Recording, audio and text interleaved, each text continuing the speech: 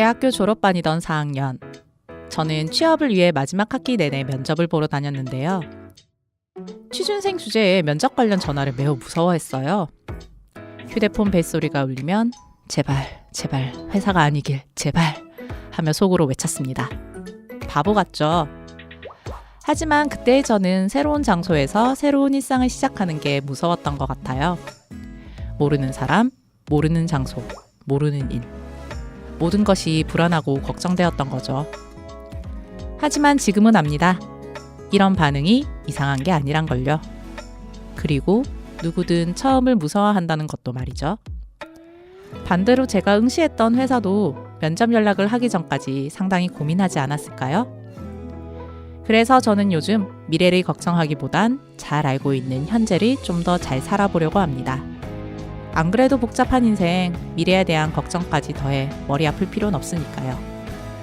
모르면 모르는 채로 잘 해내지 않을까요? 이번 달 나는 행복합니다 시즌2 첫 곡 JJ 프로젝트의 내일 오늘 들으며 시작해 볼게요.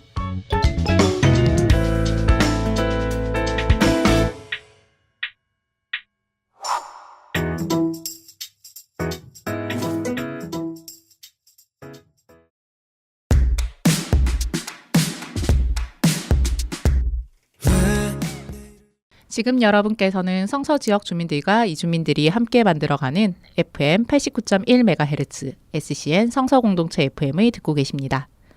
성서에 사는 분들은 라디오 주파수 FM 89.1MHz를 맞추시면 되고요. 타 지역에 계신 분은 인터넷에 성서 공동체 FM을 검색하시고 홈페이지를 방문하시면 실시간으로 들으실 수 있습니다. 지금 듣고 계신 방송은 매월 첫 번째 수요일 오전 10시에 방송되는 나는 행복합니다 시즌2입니다. 다시 듣기는 유튜브 라디오 나는 행복합니다를 검색하시면 지난 방송을 다시 들으실 수 있어요. 성서공동체 FM은 평범한 사람들이 방송하는 라디오입니다. 누구나 프로그램을 만들 수 있고 또 참여도 가능합니다. 나도 라디오 방송이 하고 싶다 하시는 분들은 방송국으로 연락주세요. 홈페이지에 글 남기시거나 전화 주시면 됩니다. 전화번호는 053-585-1260번입니다. 여러분의 많은 참여 부탁드립니다.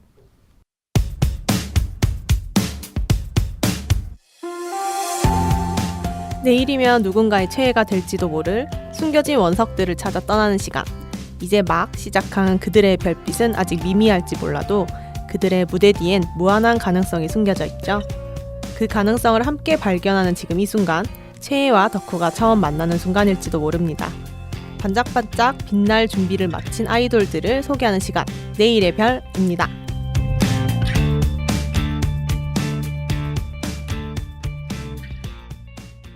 오늘 소개할 그룹은 평균 연령 14.5세 최연소 걸그룹 버비입니다. 2024년 11월 6일에 데뷔한 5인조 걸그룹이고요. 버비는 90년대 X세대 감성을 가득 담은 데뷔 싱글 크랩으로 가요계에 신선한 바람을 몰고 왔는데요. 팀명 버비는 버블리, 버라이어티, 베이비의 약자로 멤버들의 명랑함과 다채로운 매력을 의미한다고 합니다. 그렇다면 버비의 멤버들을 살펴볼까요? 유이, 유란, 주아, 주하, 서윤 5명의 멤버가 만들어내는 조합은 그야말로 상큼, 에너지 그 자체입니다. 더욱 특별한 점은 이들이 제작한 사람이 바로 90년대 대표 보이그룹 구피의 멤버 박성호라는 사실입니다. 워너원, 오마이걸, B1A4, 크레용팝 등 수많은 K-팝 아티스트들의 프로듀싱을 받아온 그가 버비의 음악과 스타일을 한층 더 업그레이드했다고 하네요. 버비의 데뷔곡인 크랩은 뉴잭 스윙과 펑키 장르가 결합된 곡으로 90년대 감성을 현대적으로 재해석한 Y2K 댄스곡인데요. 1세대 아이돌이었던 서태지와 아이들, 듀스, 룰라, SES의 퍼포먼스를 오마주한 안무가 곳곳에 숨겨져 있다고 해요. 그 안무들을 살펴보는 재미까지 쏠쏠하지 않을까 싶네요. 버비의 목표는 신인상이라고 하는데요. 뿐만 아니라 앞으로 여러 방면에서 활동하는 다재다능한 그룹이 되고 싶다고 합니다. 최연소 걸그룹이지만 실력과 콘셉트만큼은 누구보다 탄탄한 버비. 앞으로도 다양한 활동을 통해 세대를 아우르는 음악과 퍼포먼스를 선보일 예정이라고 합니다. 이들의 활약이 앞으로도 더욱 기대되는데요. 그럼 버비의 크랩 들려드릴게요.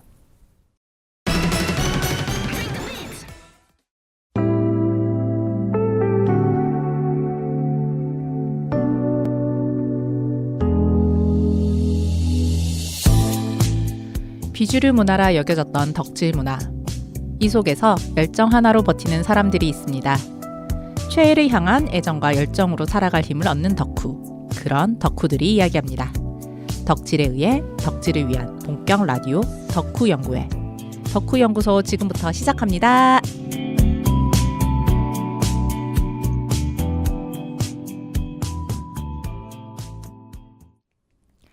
안녕하세요. 덕후연구소의 진행자 덕후원희입니다. 오늘도 소중한 나는 행복합니다 공동 진행자 라임님이 함께하고 계신데요. 라임님 안녕하세요. 안녕하세요. 어떻게 지내셨나요? 근황 한번 이야기해 주세요. 네, 공동 덕후 라임입니다. 요즘 본격적으로 회사에서도 3월부터 사업이 굉장히 많아져서 미팅이 정말 많아졌어요. 미팅과 더불어 야근도 정말 많아졌고요. 정말 슬프게도 지난주에는 1박 2일로 서울 출장을 다녀왔는데 하루 동안 미팅만 무려 3개였답니다. 아이고 미팅이 3개. 한 개여도 머리가 아픈데 고생하셨습니다. 아이고. 근데 진짜 바쁜 나날들 보내셨네요. 네, 너무 이게 2025년이 시작된 지가 엊그제 같은데 벌써 3월. 그래서 이제 상반기가 좀 끝나가는 느낌이 벌써 드는 거예요. 그래서 너무 서글퍼지는 시간이었습니다. 아이고 맞습니다. 역시 직장인들에게 3월은 좀 많이 가혹한 달이죠. 네. 1, 2월에는 작년에 진행됐던 사업들 마무리한다고 바쁘고 이제 좀 한숨 돌리나 싶으면 3월 딱 오면 또 새로운 사업 계획서 세우고 진행을 해야 되니까 아유 진짜 쉬는 날도 없고 내 퇴근 후의 삶을 어떻게 좀 확신할 수 없는 그런 달 아니에요? 일단 퇴근을 언제 할 수 있을지가 모르니까 월급 루팡이 좀 되고 싶은데 분명 그랬던 시절도 있는데 그럴 수 없는 현실이 너무 슬픕니다. 맞죠. 그냥 바쁨의 연속이죠. 아휴. 저도 사실 근데 지난달 좀 되게 많이 바빴었어요. 무슨 일이셨죠? 일단은 사업 보고도 있었고 제일 큰 행사죠. 저희 정기총회가 있어가지고 그거 준비하느라 좀 눈코 뜰 새 없이 바쁜 나날들을 좀 보냈었는데요. 다 끝나고 나서 한숨 돌리나 싶더니 그렇지만도 않더라고요. 뭘 또 그리 제출하라는 게 많은지 어디 연락 안 되는 무인도 가가지고 숨어 있고 싶은 심정입니다. 진짜. 근데 무인도에 와이파이는 될까요? 덕질해야 되는데. 돼야 되죠. 그거 안 되면은 갈 의미가 없습니다. 그렇죠. 오히려 저희가 그나마 살 수 있다는 건 덕질이기에 버틸 수 있는 거 아닐까 싶습니다. 맞습니다. 덕질이 있기에 저희가 이 험난한 하루 일과를 끝내고 이제 덕질로 하루의 피곤함을 날릴 수 있으니까요. 네. 저는 퇴근 후에 침대에 누워가지고 덕질하는 시간만을 기다리면서 하루를 버티고 있거든요. 라임님도 그러세요? 저도 일단 퇴근하고 집에 가면서 일단 트위터 먼저 키거든요. 그리고 우리 애들 뭐 했나 체크하고 또 팬들 반응도 또 살펴야 되고 집 도착하면 샤워하면서 노래 틀어놓고 또 노래 잘 나왔나 이렇게 듣고 또 잠옷 갈아입고 침대에 쿠션 딱 세팅해서 유튜브 키면 완벽한 마무리로 끝낼 수 있습니다. 이 루틴 없으면 하루가 굉장히 좀 허전하더라고요. 저 거의 명예 매니저 아닌가요? 맞습니다. 이 정도면은 명예 매니저 시켜줘야 되는 거 아닙니까? 시켜줘 NCT 명예 매니저. 맞다. 저 얼마 전에 되게 좋은 일이 있었어요. 무슨 일이신가요? 라임님은 지금 앉아 계신 자리에서 보시면 저에게 기분 좋았던 일을 바로 확인하실 수 있는데요. 얼마 전에 저희 아이들이 이제 일본 콘서트를 마무리했거든요. 근데 그 일본 콘서트 하면 또 MD는 당연히 나오는 수순인데 네. 요번 일본 콘서트 MD가 너무 예쁜 거예요. 지금 제 눈앞에. 네, 맞습니다. 저 아이들. 네, 지금 라임님 눈 앞에 제가 그 일본 MD를 진열을 해놨어요. 진열이라기보다 모셔놨어요. 진열이라뇨? 그렇죠. 진열이 아니고 모셔놓는 거죠. 모셔놨는데 진짜 얘네들 너무 예뻐가지고 근데 예쁘다 해서 제가 일본 콘서트를 갈 수는 없잖아요. 티켓도 없고 무작정 그렇죠. 갈 수도 없으니까. 그래서 그 지인분이 마침 또 이제 콘서트를 보러 가신다고 하시길래 부탁을 드렸거든요. 그래서 저의 지인분께서 이 아이들을 모셔와 주셨습니다. 머나먼 곳까지 이제 모셔와 주셨네요. 네네. 그래서 지금 라임님 앞에 사뿐히 앉아 계시는 저희 MD 인형입니다. 인형인데요. 저희 아이들이 캐릭터한 방이와 돈이라고 곰과 강아지 인형이 지금 앞에 있습니다. 근데 좀 이제 수량을 적게 뽑았었나 봐요. 콘서트장 MD 판매처에서. 근데 정말 얄짤없이 옵션 당이 아니고 그냥 그 캐릭터 4개 중에 한 명만 구매할 수 있도록 해놓은 거예요. 아니, 돈 벌 생각이 없나요? 그러니까요. 저도 이해가 좀 안 되는데 그래서 수량에 제한을 둬가지고 좀 포기를 하고 있었거든요. 사실은. 근데 본인 거를 구매를 하시고 이게 MD 판매가 9시부터였거든요. 근데 7시부터 줄을 서셔가지고 본인 걸 구매를 하시고 다시 제 줄을 서셔가지고 제 아이들까지 이렇게 구매를 해주신 거예요. 와, 진짜 참 사랑이네요. 그러니까 너무 감사한 거예요. 그래서 이렇게 오늘 함께하기 위해서 아이들을 데리고 왔습니다. 귀엽죠? 근데 그 옆에 또 다른 친구가 한 명 있어요. 저도 이제 이 친구들이 온다는 소식을 듣고 저의 재민이 또 이제 데리고 왔는데 지금 같이 지금 제 눈앞에 있는데 애들이 너무 뻘쭘해 보여서 그러니까 사실은 저 아이들도 약간 낯가리는 애들 아니에요? 서로를 지금 마주보지 않아요. 눈은 어쨌든 나란히 앉아 있는데 쳐다보지 않고. 세상 화려한 옷을 서로 다 입고 있는데. 그러니까요. 정말 진짜 저 요새 이 아이들 보는 재미로 살고 있는데 이런 소소한 즐거움과 행복으로 하루하루 살아가고 있습니다. 어찌 보면은 이제 덕질과 이 아이들을 구매한 금융, 한마디로 금융 치료가 함께 이루어진 생활을 하고 있는 게 아닌가 싶기는 해요. 역시 세상에서 제일 좋은 건 덕질 그리고 플러스 금융치료가 아닌가 싶습니다. 맞습니다. 이 맛에 돈 버나 봐요. 다시 이렇게 웃네요. 그러니까요. 정말 피곤하고 힘들고 짜증났었는데 이야기하다 보니 좀 기분이 좋아지네요. 자, 그럼 본격적으로 저희 덕후 연구소를 시작해볼까 하는데요.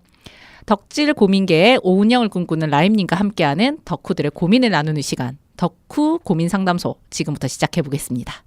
라임님, 오늘 첫 고민 부탁드립니다. 네, 첫 번째 고민입니다. 데이식스를 좋아하는 익명의 덕후분으로부터 온 고민인데요. 이 나이에 덕질하는 거 주변에 티내도 될까 말까 고민됩니다. 라는 아주 짧지만 강렬한 사연을 보내주셨네요. 오호, 이 나이에 덕질하는 거를 티를 낸다? 라고 하시면 대체 몇 살이시길래? 30대 초중반이라고 하시더라고요. 근데 30대 초중반이면 아직 괜찮지 않나요? 가장 덕질하기 좋은 나이일 것 같은데 사실 경제적으로도 시간적으로도 너무나 자유롭고 최적의 시기잖아요. 맞아요. 저도 그렇게 생각을 하거든요. 아니, 생각해보면 저의 20대에는 덕질하는데 드는 돈이 좀 부담스러웠던 것 같아요. 라임님도 그러지 않으셨어요? 네, 아무래도 용돈 받고 아니면 뭐 알바해도 사실 벌 수 있는 금액이 정해져 있으니까. 맞아요. 그리고 또 일을 한다고 하더라도 월급이 빤하잖아요. 사회초년생이라 가지고. 근데 그 월급을 뭐 덕질에 다 쓸 수 있는 것도 아니고 돈도 모아야 되고 심지어 저는 그때 부모님이랑 같이 살고 있었거든요.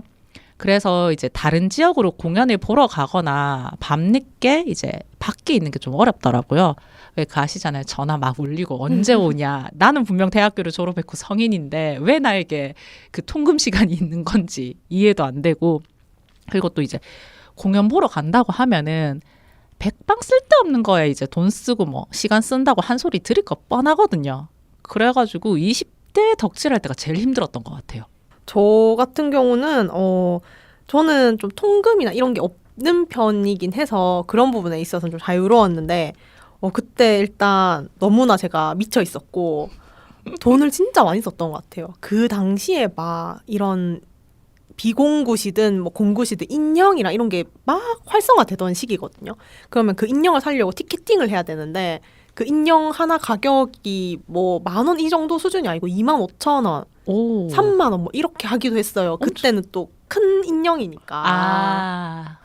그리고 이제는 지금 돌이켜 생각해보면 진짜 덕후 분들이라기보다 좀 장사를 하는 목적도 어느 정도 좀 있지 않았나. 왜냐면 무조건 옷을 같이 사야 된다거나 그런 게 있었거든요. 이거 너무 옵션 너무 붙이셨는데? 네, 그래서 오히려 차라리 그 공굿이 더 쌀 정도로 비공굿이 좀 비싸기도 했고 또 그 비공굿을 샀던 이유가 콘서트를 갈 때 제가 콘서트 티켓팅을 만약에 뭐 2층이다 3층이다 하면 그 인형을 가지고 있는 조건으로 인형 플러스 제가 뭐 2층 자리 플러스 하면 제가 스탠딩으로 갈 수 있었어요. 뭐예요 그거? 교환을 할 수 있었어요. 그 뭔데요? 그래서 거의 그냥 그 인형 하나가 풀미가 돼서 뭐 한 개 뭐 8만 원, 10만 원 이렇게 팔렸단 말이에요. 왜냐면 티켓팅에 성공을 했으니까. 야. 그래서 제가 그 멤버가 최애가 아닌데 일단 그걸 사놔요. 그러면은 나중에 제가 뭐 3층 자리를 했는데 그걸 해서 진입 앞으로 가고 또 뭔가 다른 굿즈 붙여고 앞으로 가고 이러는데 거의 그냥 그 작업이 한 번에 그냥 티켓팅가 딱 끝나는 깔끔한 게 아니고 바로 콘서트 전날까지도 이어져야 되는 전쟁인 거예요. 저만의 그런 전쟁, 스트레스 받고. 듣는 것만으로 지금 네. 너무 스트레스 받는데요. 그런 불건전한? 뭐, 이렇게 그러한 문화에 있었어가지고 힘들었지만, 그래도 좀 덕친들이랑 그때 좀 어려가지고, 좀 뭐 주에 3, 4회는 만나서 얘기하고 이랬던 시간들이 좀 좋았던 것 같아요. 그 당시에 또 처음 해외 콘서트 가보기도 했고, 오, 어디로 가셨나요? 저는 일본으로 갔었어요. 역시 네. 일본. 일본 참 신기하더라고요.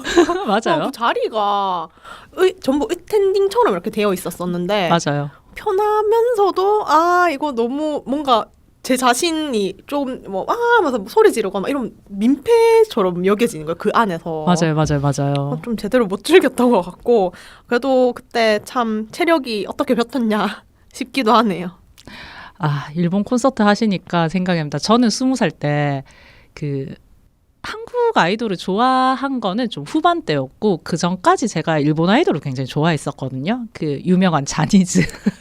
그들. 네. 마침 제가 또 일본에 살고 있을 때여가지고 이제 콘서트 보러 가긴 했었는데 일단 일본 콘서트 자체가 아까 자리 얘기해 주셨던 것처럼 추천제입니다. 추첨제. 그래서 저는 자니즈였었잖아요. 그럼 자니즈도 팬클럽을 들어야지만이 이제 추첨제에 참여를 할 수 있었는데 자니즈가 되게 거시기했던 게 일단은 팬클럽을 아무나 가입을 못했어요. 그러면요? 그 무조건 일본 현지 주소가 있어야지만이 가입을 할 수 있어가지고 전혀 해외 팬들을 생각을 하지 않는 거예요. 근데 좀 그렇지 않나? 근데 생각해보면 자니즈가 되게 폐쇄성이 짙어가지고 국내 내수용으로 되게 많이 돌렸었어요. 끽해봤자 대만 정도 이렇게 공연을 갔었기 때문에 일단은 제가 이제 살 때 현지 주소가 있었으니 가입을 했죠. 그리고 콘서트를 이게 신청을 합니다. 자니즈 웹에서 신청을 합니다. 그러면은 당락으로 일단 결정이 돼요. 떨어지는 경우 허다합니다. 당첨이 되면 이제 그때 자석이 알 수 있는데 저는 다행히 도쿄돔 좌석 1열이었어요. 이게 처음 콘서트 기억이에요. 칸자니 에이토를 되게 좋아했어가지고 그거였었고 그리고 그 얘기가 있었던 그 다음에 제가 한참 한국에 나와 있다가 30대 초반에 다시 일본에 취업으로 일을 하러 가서 살러 갔을 때 첫 콘서트가 제가 돌출 스탠딩 바로 앞자리였어요. 1열이었어요. 진짜 이거는 저는 로또보다 사실 로또가 돼도 하기 힘들 수도 있거든요. 근데 그 공식이 있어요. 자니즈는 그 팬클럽 가입 첫 해에는 정말 자석을 좋게 준대요. 그럼 완전 100% 뭔가 랜덤이 아닌 거네요. 랜덤이긴 한데 어쨌든 그것도 사람이 그걸 하는 거다 보니까 이제 정말 좋은 자리가 될 확률이 너무 높은 거예요. 그래서 첫 해는 그렇게 미친 듯이 돌리는 거예요. 그리고 얘네들이 팬클럽이 저희는 딱 기간이 정해져 있잖아요. 그렇죠. 저도 얼마 전에 팬클럽 가입 때문에 쌤이랑 얘기를 했었는데 네. 기간이 있는데 얘네들은 상시 가입이에요. 그래서 가입한 날부터 1년을 카운팅을 하거든요. 진짜 좀 신기한데요. 그러니까 조금 특이한 개념이긴 한데 그런 식으로 이렇게 돌리게 되면은 1년 뒤에 이제 갱신할 거냐 아니면은 계약 종료할 거냐라고 와요. 그럼 갱신하게 되면 그때부터 또 2년 차가 넘어가는 거예요. 그렇게 계속 한 가입 아이디로 계속 가게 되는 건데 보통은 오래 가시는 분들은 한 10년 이상 20년 가까이 하시는 분들도 많거든요. 그러니까 그렇게 유지가 돼야지 자기네들도 그게 되니까 첫 해에 정말 좋은 자리 모든 이벤트 당첨하게 해놓고 이 사람들이 어디 못 가도록 하기 위한 약간 마케팅으로 그렇게 한다는 공식이 있었어요. 그래서 보통 자니즈는 그렇게 진행이 됐었고, 근데 자니즈만 그런 게 아니라 사실 해외 공연 가셔도 뭐 티켓피아라던가 이런 곳에서 신청을 하고 당첨제로 가다 보니까 그게 어쨌든 일본 콘서트의 자리 추첨제는 그랬던 것 같아요. 그래서 제가 저희 언니가 스마업을 되게 좋아했었거든요. 스마업을 되게 좋아했었는데 스마업이 몇 년 만에 앨범을 내고 활동을 다시 하는 시기였었어요. 그래서 언니랑 같이 일본 여행을 잡아뒀었는데 마침 그 딱 기간에 삿포로에서 전국 투어 첫 공연을 한다는 거예요. 운명이다. 그러니까요. 근데 저희는 팬클럽이 안 돼 있으니까 제 일본 지인이 오래된 스마업 20년 넘게 팬클럽에 돼 있던 친구여가지고 부탁해서 티켓을 요청을 했고 당첨이 됐어요. 그래서 삿포로돔에 보러 갔었는데 저희 어딘 줄 아세요? 어디일까요? 삿포로돔 5층에서 정말 면목을 보고 왔어요. 너무한데?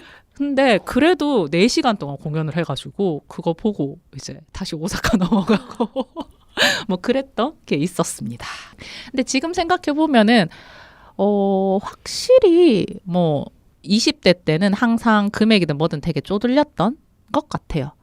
뭐 어쨌든 콘서트 티켓값, 교통비, 숙박비 모두 오롯이 이제 저희가 20대 때는 고민이 됐던 건데 뭐 지금은 굉장히 편하잖아요. 뭐 이런 모든 비용들이 뭐 고민 없이 결제할 수 있고 이제 공연 보러 간다고 솔직하게 얘기는 못하지만 뭐 여행을 핑계로 밖으로 나갈 수 있으니까 20대와는 다르게 좀 다른 자유를 느낄 수 있는 것 같아요. 그래서 저는 30대가 최적의 덕질의 나이가 아닌가 싶습니다. 어때요, 쌤은? 저도 30대 덕질이 더 자유롭다고 생각하는 게 20대 때는 뭐라고 해야 될까? 관계가 굉장히 좀 중요하다고 생각을 해서 덕친들이랑 단체로 움직이려고 일정 맞추고 맞아요. 티켓팅도 나는 뭐 첫 콘 가고 싶은데 덕친들이 뭐 막콘을 가고 싶다, 뭐 중콘을 가고 싶다, 뭐 사실 뭐 어떤 콘서트든 다 가면 좋지만 저희도 지방인이니까 맞아요. 막콘이 좀 부담될 때가 있잖아요. 맞아요. 엄청 부담돼요. 그래서 일부러 일정 맞춰서 티켓팅하고 같이 뭐든 하려고 좀 했는데 이제는 그냥 혼자 후다닥 결제하고 가고 싶으면 가고 콘서트 끝나고도 눈치 안 보고 그냥 숙소 잡아서 편하게 푹 쉬고 그렇게 좀 혼자 조용히 덕질 여행도 가기도 하고 독고다이 하기 딱 좋은 나이랄까요? 맞습니다. 도코다이 하기 너무 좋은 나이죠. 그리고 덕질도 좀 취향에 따라서 좀 더 내 스타일대로 할 수 있는 느낌인 것 같아요. 맞네요. 맞아요. 진짜 생각해보면은 진짜 뭐 30대 정말 좋은 나이죠. 뭐든 할 수 있고 혼자서 독고다이 하는 것도 너무 편하고. 그래서 저는 익명님의 고민에 당당히 이야기하셔도 좋다고 생각합니다. 뭐 저희가 취향을 얘기할 때 망설이진 않잖아요. 맞습니다. 뭐 예를 들어서 간단히 전 짜장면을 좋아해요, 뭐 마라탕 좋아해요라고 말하는 것처럼 덕질도 개인의 취향이기에 당당히 이야기해도 좋다고 생각합니다. 맞아요. 당당해지세요. 맞아요. 저희 부끄러운 범법행위 하는 거 아니잖아요. 그런 사람들도 잘 살고 있습니다. 그러니까요. 누군가를 좋아하는 열정과 에너지가 있다는 건 엄청 대단한 것 같아요. 오히려 남들이 부러워해야 한다고 저는 생각을 하고 그냥 내가 행복해질 뭔가가 있다는 게 엄청난 거잖아요. 그래서 덕질이 간혹가다 이해가 안 된다 하는 사람들이 좀 있어요. 근데 그런 사람들은 그냥 스루하시길 바랍니다. 왜냐하면 그 사람들을 이해시켜줄 필요가 없죠. 내가 좋다는데 이해받으려고 사실 덕질하는 것도 아니고 내가 행복하다는데 무언가를 좀 좋아할 수 있다는 마음 이런 거 자체가 대단한 거니까요. 그래서 익명의 데이식스 팬분의 고민이 조금 해결되셨나 모르겠네요. 그럼 두 번째 고민으로 넘어가 볼까요? 두 번째 고민은 원희님 이야기해 주시겠어요? 네, 두 번째 고민입니다.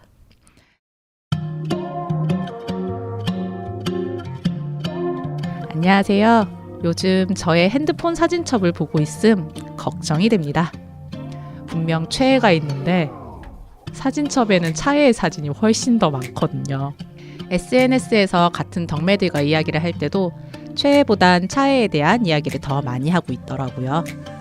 그래서 혹시 내 최애는 최애가 아니라 혹시 차애? 라는 의심을 하고 있습니다. 차애 사진을 더 많이 저장하고 이야기를 하는 저. 최애를 최애라고 말해도 될까요?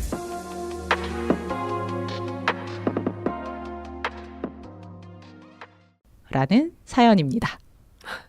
차애가 최애의 자리를 넘보고 있다는 고민이군요. 아니, 대체 어느 분의 사연이죠? 접니다. 어머니님의 최애가 누구셨죠? 도훈이요. 차애는요? 성진이요. 아니, 이런 고민을 언제부터 하신 거예요?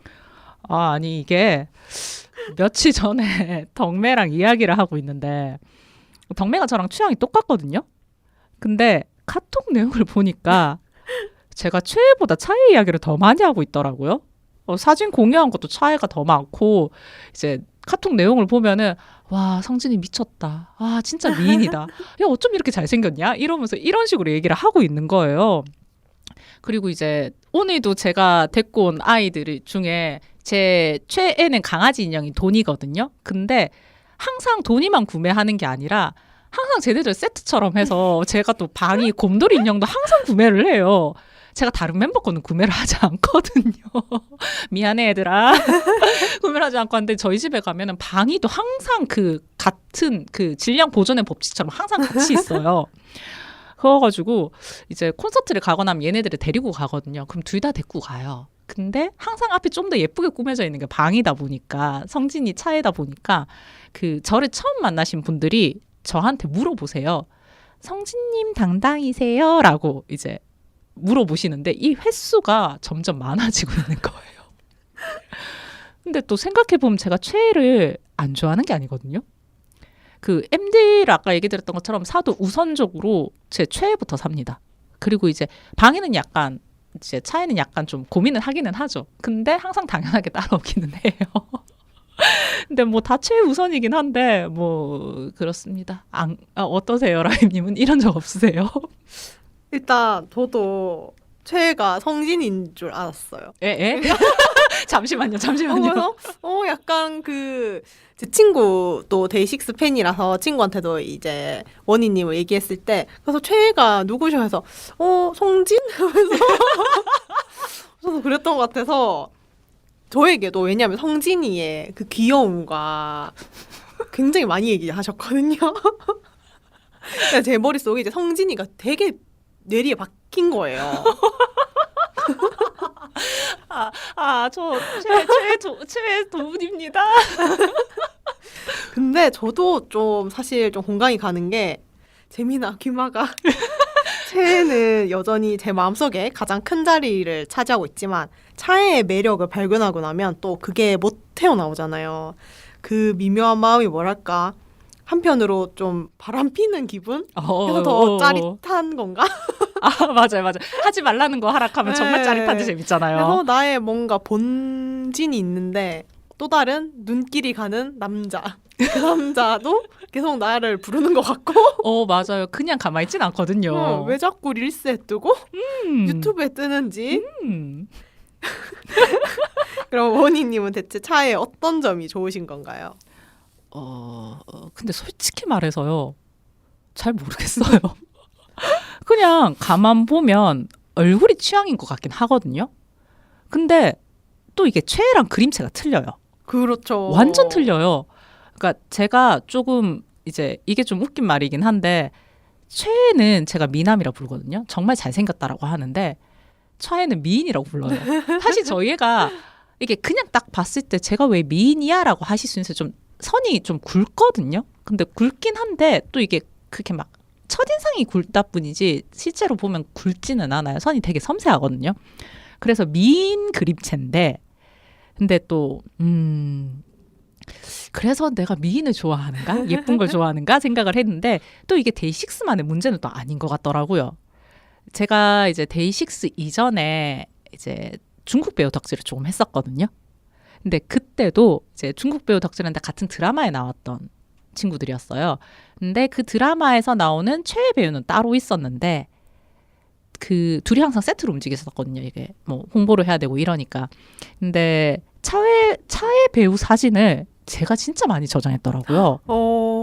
근데 그때는 이제 최애가 굉장히 어른스러운 분위기의 그런 미인형이었다면 차애는 약간 힙한 느낌이긴 한데 좀 애기 같으면서도 좀 힙한 느낌이어서 그 옷 스타일이나 분위기가 제가 되게 좋아하는 그런 게 있었거든요.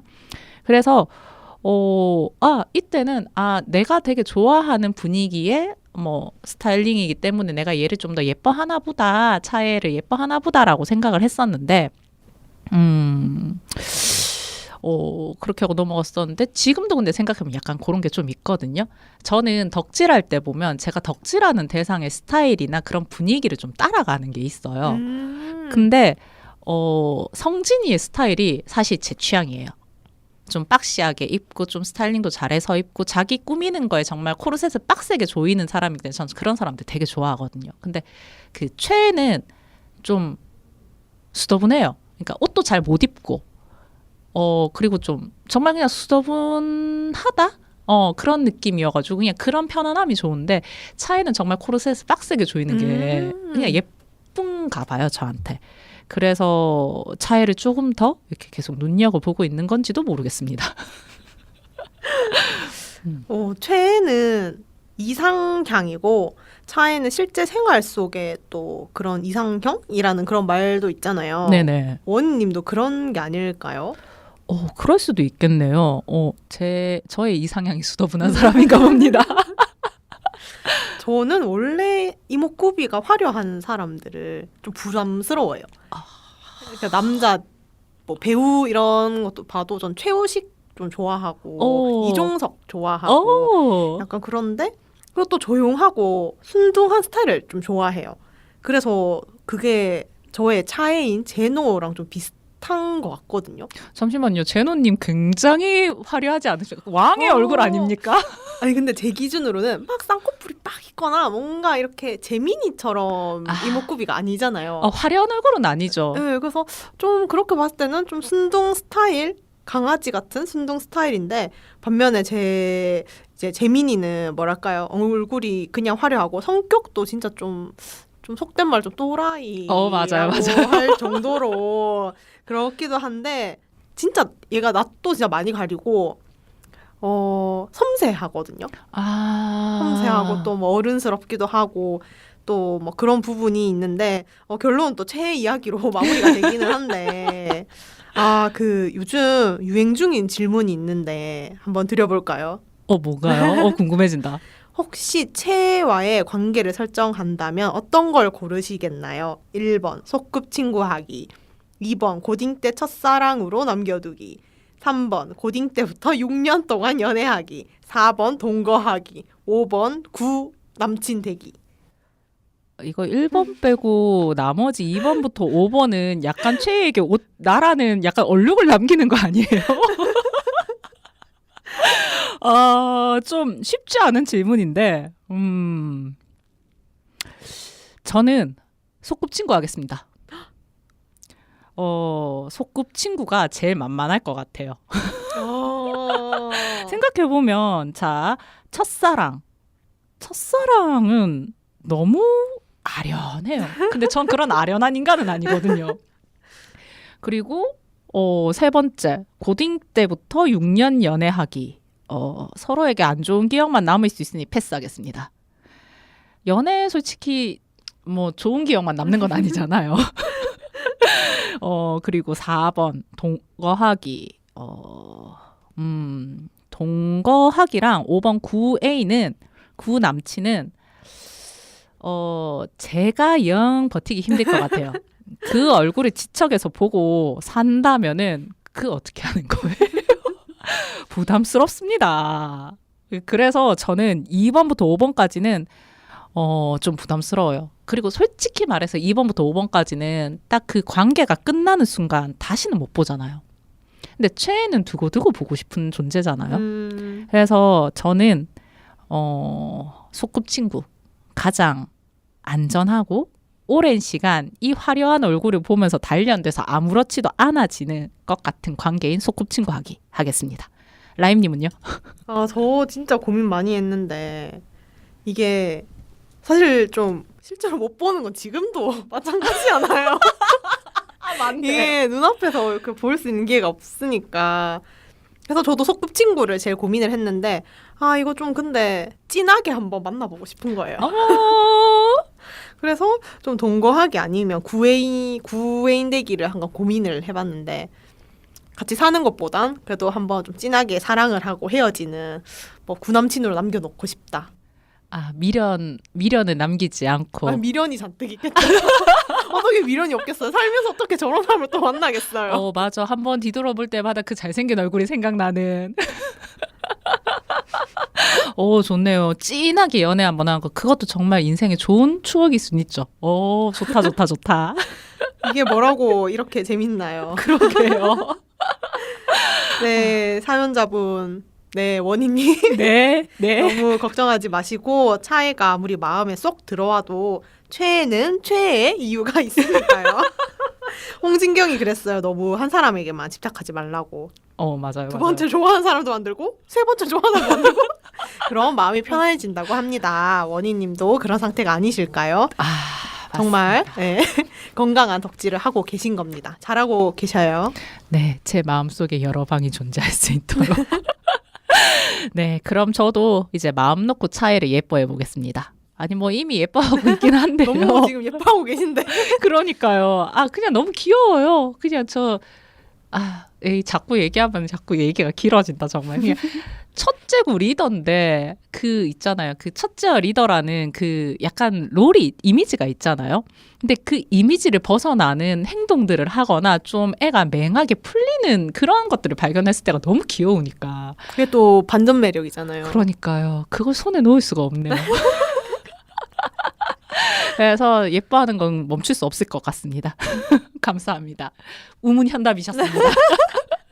자, 그럼 덕후연구소는 여기서 마무리해볼까요? 네, 좋아요. 원희님의 고민까지 해결해 드렸으니 저희 이제 이달 덕후 캘린더 한번 얘기해 볼까요? 네, 좋습니다. 라임님 이번 달 일정은 어떠실까요? 지난달 방송에서는 그 유닛 앨범에 대한 이야기가 있었는데 유닛 앨범 어디까지 왔나요? 슬프게도 아직 업데이트가 안 됐고요. 에?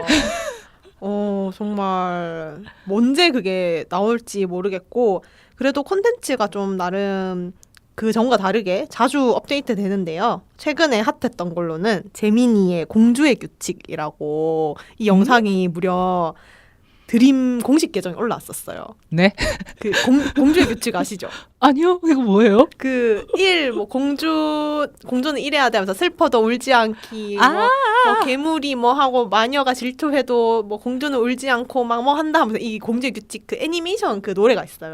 근데 재민이가 진짜 공주 그 장갑이랑 이거 모자랑 그 왕관이랑 이렇게 끼고 자기 한 거예요. 그래서 사진 찍은 거 이렇게 중간에 들어가 있고 영상 찍은 거 들어가 있고 그래서 하나의 그 영상이 만들어졌는데 좀 뭔가 힐링되는 거예요. 어머, 이거 저도 봐야겠는데요. 그래서 이게 막 공식 계정 올랐지만 각가지 좀 트렌디한 그런 뉴스레터나 뭐 이런 데서도 많이 나오거든요. 이게 소개가 됐어요. 그래서 친구들이 저한테 계속 보내는 거예요. 그때마다 다시 또 보면서 그래 나도 지금 내가 힘들고 괴로운 건 뭐 마녀의 질투 뭐 이런 것 때문이고 나는 울지 않아야지. 그게 재민 공주와 함께 이제 약속한 규칙이니까 하면서 엄마야 미치겠다. 어쩌죠?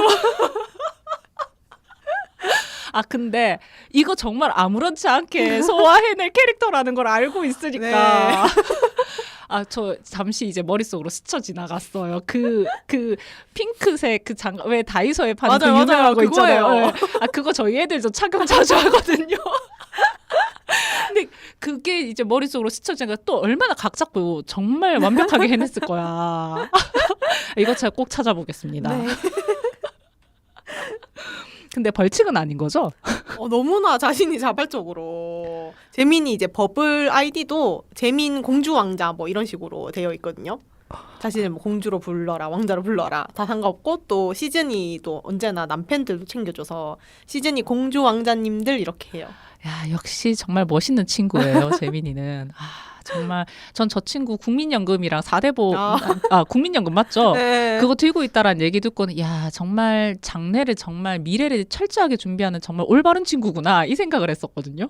아니 청약도 들어서. 아니 근데 솔직히 청약이 필요 없는 친구잖아요. 네, 좀 그때는 저도 계속 미루고 있다가 청약 못 들고 있었는데 자기 돈으로 사도 되지 않나 재민이 정도는. 그러니까 계약금이 얼마요? 자 그러면 이제 다른 이제 일정이나 이런 건 있으실까요? 저 같은 경우는 일단 지금은 없는 것 같아요. 지금은 좀 뭔가 쉬고 싶다. 유튜브를 보면 쉬고 싶다. 아이들을 보면 쉬고 싶다 정도고 저는 원희님이 바쁘다고 좀 들은 것 같아요. 아, 예, 맞습니다. 이제 3월 시작이 됐죠. 겁내 바쁩니다. 저 이대로 버틸 수 있을지 고민인데, 저의 상황을 약간 그 유명했던 밈으로 조금 승화를 시키면은, 네, 뭐죠? 그런 밈이 있었잖아요. 누나 주말에 뭐해? 야구 봐. 그럼 다음 주에는 야구장 가. 다다음 주에는 집에서 야구 봐. 누나 야구 선수야? 라는 밈 아시죠? 네, 아니 심지어 야구 선수는 집에서 야구를 안 볼 텐데. 그러니까요. 근데 이 밈처럼 제가 3월에는 야구 선수인지 데이식스인지 모를 정도로 바쁜 일정이 예정돼 있습니다. 어떤 스케줄이시길래 벌써 무섭네요. 일단 제가 야구 덕질하는 건 저번 방송에서도 얘기 드렸잖아요. 네네. 3월에 드디어 2025 시즌이 개막합니다. 그날이 왔군요. 왔습니다. 근데 야구는 이제 시즌 개막 전에 시범 경기라는 걸 하거든요. 어쨌든 이제 스프링 캠프까지 2월 말까지 훈련들이 다 끝났고 어느 정도의 전력이 있는지 좀 확인하는 이제 각 구단끼리 시범 경기를 하는데 이게 3월 8일부터 시작해요. 그래서 첫 주죠. 3월 8일이 첫 주 토요일이거든요. 첫 주 토일 경기니까 첫 주 주말에는 삼성과 쓱 SSG 랜더스를 쓱이라고 하는데 쓱의 시범 경기가 대구에서 있습니다. 그래서 직관에 갈 예정이고요. 둘째 주 주말에는 광주를 갑니다. 지난달 이제 제가 방송 때 전국 투어 콘서트 티켓팅 얘기를 했었는데 성공을 했기에 광주는 이제 일요일 마콘을 가고요. 와. 그리고 이제 둘째 주에 광주 마콘을 가게 되고 조금 지금 고민인 게 마콘 16일이 이제 제가 잡아놨는데 또 15일부터 광주로 저희 팀이 야구팀이 이동을 해서 또 원정 시범 경기 일정이 15, 16이 잡혀 있더라고요. 네. 기아 타이거즈와. 네. 그래서 15일날 좀 일찍 가서 하루 이제 숙박을 하고 그 시범 경기를 보고 이게 무료 경기거든요. 주말이구나. 주말은 이제 한 5,000원 정도의 이제 유료 경기가 되기는 하는데 평일은 무료 경기거든요. 1시에 시작을 해서. 근데 이제 갈까 말까 조금 고민 중에 있고요. 저는 가실 것 같은데요. 근데 이게 광주가 가기가 쉽지가 않아요. 네. 사실은 오는 것도 쉽지가 않고 또 이제 네. 집 나가서 자는 게 이제 짐 챙기는 게 너무 귀찮아가지고.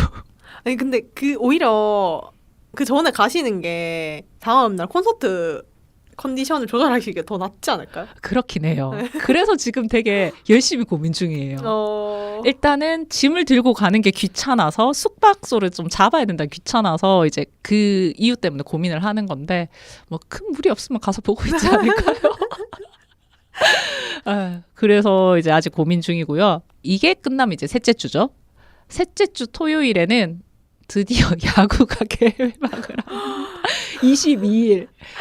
토일 이제 토일 경기 저희가 키움 히어로즈 서울 키움 히어로즈랑 경기를 하는데 이제 그 경기를 몽땅 갈 예정이고요.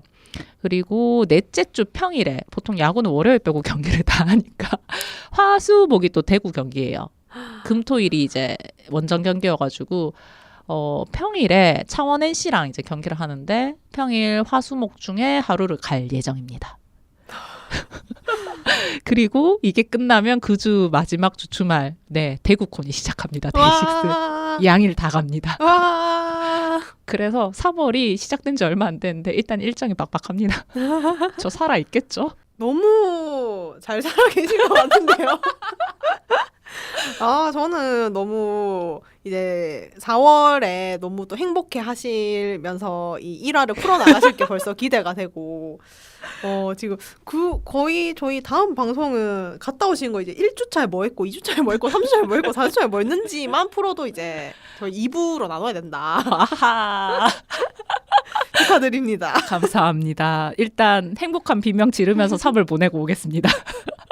네, 저도 부디 4월에 건강한 원희님을 만날 수 있도록 그렇게 기원하고 있겠습니다. 네. 저 이제 4월 방송 시작하기 전에 저희 애들 노래 좀비 부르면서 들어올게요. 아, 정말 저희가 이렇게 얘기하다 보니까 벌써 또 방송 시간이 꽉꽉 찼습니다. 벌써 인사드릴 시간이에요. 라임님 이번 달 방송도 어떠셨어요?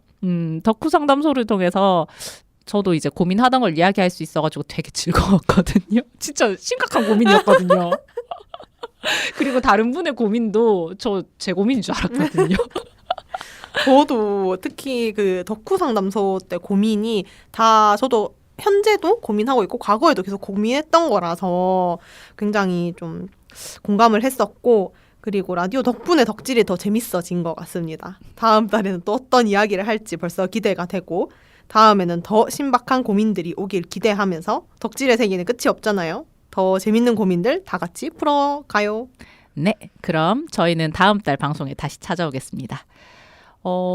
마지막 곡으로 제가 요새 빠져있는 곡이 있거든요. 터치드. 너무 핫하죠. 맞죠. 아니, 보컬님이 그냥 자꾸 저를 꼬시세요. 이런 마성의 매력. 그래서 점심때마다 점심 먹고 저 도시락 싸다니는데, 점심을 먹고 혼자 컴퓨터 앞에 앉아가지고 그 유튜브 1080K 고화질로 맞춰놓고 맨날 이제 막 락 페스티벌 터치드 영상 찾아보거든요. 그래서 그때 많이 듣는 터치드의 하이라이트 들려드리면서 덕후 연구소 마무리하도록 하겠습니다. 감사합니다. 사랑에 빠진 사람은 저한테는 언니가 있는데요. 이번에 언니가 후쿠오카로 여행을 떠나요. 그런데 여행 메이트가 좀 독특해요. 바로 친한 친구랑 그 친구의 동네 언니, 그리고 그 언니의 딸, 이렇게 4명이서 함께 여행을 가고, 그중 따님은 이제 중학생이 된다고 하더라고요. 그런데 그 딸이 NCT를 좋아하는데 최애가 재현이라네요. 얼굴 한번 본 적 없는데 왜 이렇게 반가운 느낌이 들까요? 게다가 언니도 여행 전에 동네 언니분과 딸을 함께 만나는 자리가 있었는데 나이 차이가 많이 나도 금세 친해졌다고 해요. 어떻게 친해졌는지 물어보니 제 이야기를 하면서 동생도 NCT 팬이다 라고 하면서 이야기를 주고받다 보니 어색함이 금방 풀렸다고 합니다. 가끔 친구들이 내 친구도 NCT 팬이다, 우리 회사 동료도 팬이다 라고 소식을 전해줘요. 그럴 때면 어찌나 반갑고 기쁜지, 마치 그 사람들과 내가 연결된 느낌이 든달까요? 그 사람도 좋아하는구나 하면서 친근감이 확 올라가죠. 그때마다 느끼는 건 덕질이 사람들 간의 작은 연결고리도 만들어주는 힘이 있는 것 같다는 겁니다. 봄이 오면 모든 것이 새롭게 시작되는 기분이죠. 덕질도 마치 봄처럼 새로운 인연을 꽃피우게 해주기도 합니다. 그래서 덕질은 언제나 나를 설레게 하고 그 설렘 속에서 더 많은 행복을 찾게 되죠. 매일이 새롭게 피어나는 덕질이 되시길 바라며 이번 달 나는 행복합니다는 마지막 곡 NCT 127의 사랑한다는 말의 뜻을 알아가자 들려드리며 인사드릴게요. 지금까지 라임과 원이었습니다. 감사합니다.